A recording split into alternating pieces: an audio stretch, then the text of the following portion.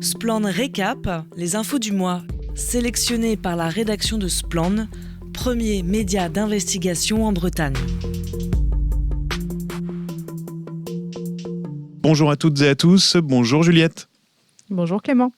Juliette Cabasso-Roger, vous êtes journaliste, coordinatrice du média associatif Splan, premier média d'investigation indépendant en Bretagne. Nous nous retrouvons pour parler de l'actualité dans notre région, vue par Splan au mois de février 2025. Et on commence par la publication d'une nouvelle enquête sur la start-up bretonne EcoTree, une entreprise qui propose aux particuliers et entreprises de planter des arbres. Mais derrière ce vernis vert se cache une gestion économique des forêts, Juliette. Alors oui, sur le papier, EcoTree a en effet tout pour plaire, planter des arbres, lutter contre le réchauffement climatique, développer la biodiversité, le tout de manière très rentable, comme l'affirmait un de ses cofondateurs qui disait « l'écologie peut être un business rentable ». Créée en 2014, la société possède désormais 1500 hectares, dont plus de 500 en Bretagne, grâce auxquels elle vend des solutions fondées sur la nature. Alors, aussi bien pour des particuliers que pour des entreprises à qui elle vend finalement des crédits carbone. C'est-à-dire qu'une entreprise qui émet des gaz à effet de serre peut lui acheter des unités équivalentes à une tonne de CO2 évitée ou capturée. Parmi les entreprises partenaires des projets d'EcoTree, on trouve entre autres Imerys, donc l'entreprise qui fait la mine à Glomel dans les Côtes-d'Armor, encore H&M, Coca-Cola, Engie, Société Générale ou BNP Paribas.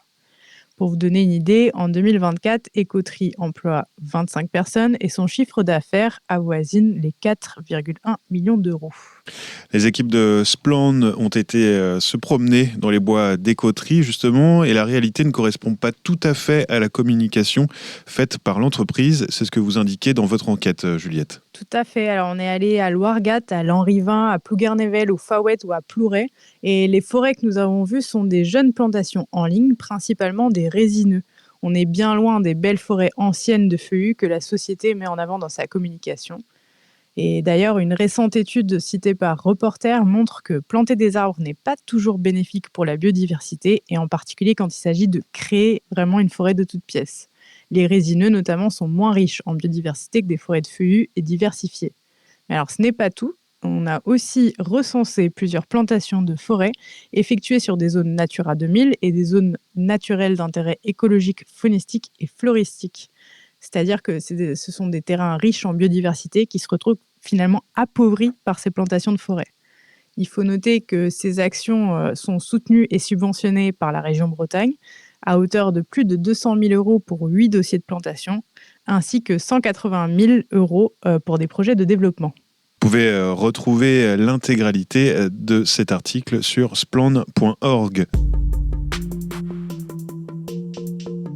Quelques autres infos glanées pour vous ces dernières semaines par Splan, et on commence par la loi d'orientation agricole qui vient d'être votée ce 19 février.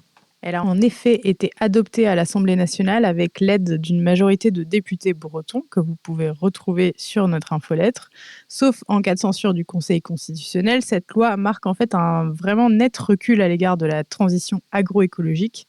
Elle intègre plusieurs simplifications administratives, mais aussi la dépénalisation des atteintes non intentionnelles à l'environnement.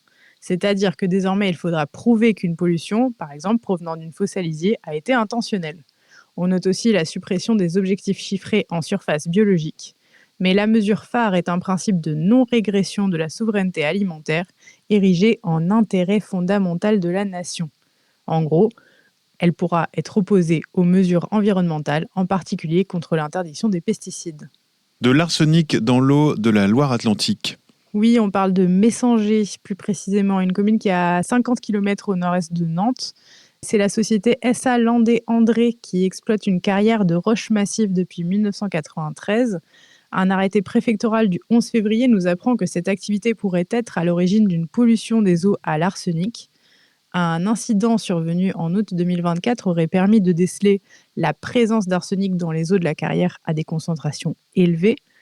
Tenant compte des anomalies du fond géochimique, notamment en ce qui concerne l'arsenic du secteur, l'administration somme l'entreprise de réaliser toute une batterie d'analyses afin de déterminer l'impact réel de la carrière dans les milieux naturels. On parle du principe de désobéissance civile. Oui, alors vous savez, c'est le droit de chacun de devoir parfois désobéir pour l'intérêt général. Quand le gouvernement faillit, c'est aux citoyens de réagir. Voilà la définition qu'on entend par désobéissance civile. Les magistrats de la Cour d'appel de Lyon jugeaient justement le 11 février 8 militants, dont une étudiante nantaise, ayant participé à une action contre les polluants éternels sur le site et aux abords de la société Arkema à Oulin-Pierre-Bénite en mars 2024. On leur reproche d'avoir déployé finalement une banderole. Les prévenus ont été relaxés en première instance, mais cette fois, on requiert 4 à 6 mois de prison avec sursis contre 5 d'entre eux au motif d'un groupement en vue de commettre des dégradations. L'arrêt est attendu le 15 mai. Y aura-t-il une amende pour Primel Gastronomie ? Alors, une plainte avait été déposée contre cette société en août 2023 suite à une pollution à la soude du cours d'eau Pompin-Cloître dans le Finistère. Nous apprenons que la plainte a été reçue par le pôle environnemental du parquet de Brest. C'est l'association Force 5, les pêcheurs de l'AAPPMA de Morlaix ainsi que la commune de Plougano qui se sont constitués partie civile.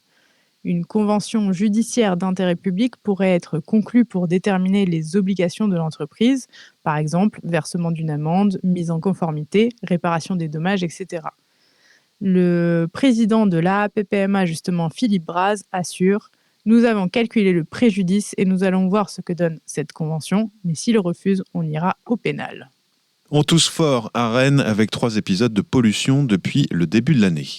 Oui, si on parle de particules fines de type PM2,5. Airbraze a mesuré un air dégradé durant 3 jours, mauvais pendant 11 jours et même très mauvais le 15 janvier. En fait, c'est du jamais vu depuis le début des relevés. Malgré l'implication du secteur routier, aucune circulation différenciée n'a été instaurée. En cause, une absurde histoire de transcription, nous renseigne Ouest France. L'arrêté finalement de 2016 fixant les modalités de déclenchement des mesures d'urgence prend en compte les PM10, mais pas les PM2,5, qui sont pourtant plus nocifs. On a contacté le ministère de l'écologie qui nous précise que cette malencontreuse omission sera réparée après la transposition d'une nouvelle directive européenne d'ici la fin 2026. Donc en attendant, à Rennes, on continuera à respirer des PM2,5. Voilà, et toutes ces infos sont à lire en intégralité sur splan.org et puis également à retrouver sur le site de Splan un article sur les pastilles d'iode distribuées aux habitants des communes voisines des sites nucléaires, c'est-à-dire les 2 bases navales de l'île Longue et de Brest, dans le Finistère. Le périmètre de sécurité passe de 2 à 5 km, ce qui reste 4 fois plus petit que celui des centrales françaises et 20 fois plus petit que celui des centrales belges. Ça se passe près de chez vous. La rédaction de Splan vous invite à vous documenter sur différents projets agricoles, industriels, d'urbanisation qui peuvent surgir près de chez vous et à en informer votre entourage. Quelques exemples ce mois-ci, Juliette. Alors oui, on peut commencer à Arzal dans le Morbihan où est en cours le projet de nouveaux parcellaires et de programmes de travaux connexes à la commune. En fait, ce projet d'aménagement foncier, agricole, forestier et environnemental se fait selon un article de loi qui dit « Au moyen d'une nouvelle distribution des parcelles morcelées et dispersées, il y a principalement pour but, par la constitution d'exploitations rurales d'un seul tenant ou de grandes parcelles bien groupées, d'améliorer l'exploitation agricole des biens qui y sont soumis. » Alors c'est un phénomène qui peut notamment entraîner la disparition de bocages, comme nous l'avons documenté dans notre enquête sur le sujet. L'enquête publique pour ce projet d'aménagement est en cours jusqu'au 10 mars. Du côté finistérien, à Plounévez-Porzay, le ARL Colin demande la régularisation et l'extension de son élevage porcin au lieu dit Kerveling. La demande initiale en 2018 concernait une augmentation du cheptel pour atteindre 1491 porcs à l'engraissement. L'arrêté d'enregistrement avait été annulé le 26 juin 2019 par le tribunal administratif de Rennes. Pour sa demande de régularisation, l'exploitation doit maintenant suivre la procédure d'autorisation environnementale et l'enquête publique se poursuit jusqu'au 28 mars.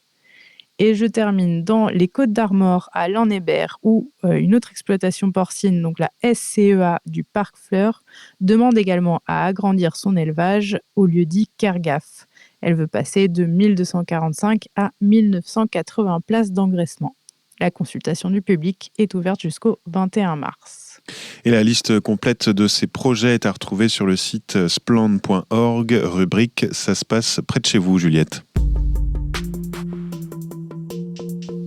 On termine, Juliette, avec l'agenda de Splend. Quelques rendez-vous à noter dans les prochaines semaines et prochains mois. Oui, le premier rendez-vous aura lieu le 6 mars, en fin de semaine à Pleumeur dans le Morbihan. Manon Degnaud tiendra un stand au Forum des métiers et de l'orientation organisé par les centres de formation en langue bretonne Stumdi et Skolan Emzau. Ce sera de 11h à 17h au centre culturel en Zernewe. Le 14 mars, ensuite, c'est à Saint-Nazaire, donc en Loire-Atlantique que ça se passe. L'association Les Pieds dans le PAF organise une conférence sur le journalisme d'investigation locale.